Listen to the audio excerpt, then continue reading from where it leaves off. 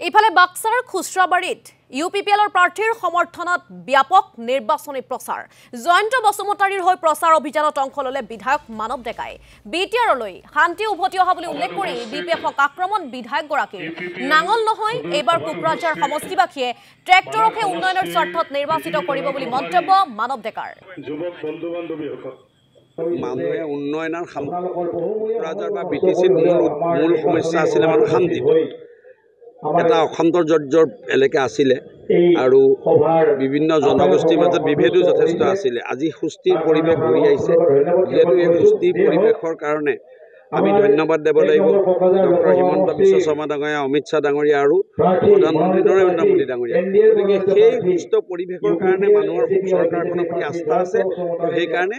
UPPL দলৰ প্ৰাৰ্থীজনক vote দিব যাতে এনডিএৰ হাত আমাৰ প্ৰধানমন্ত্ৰী হাত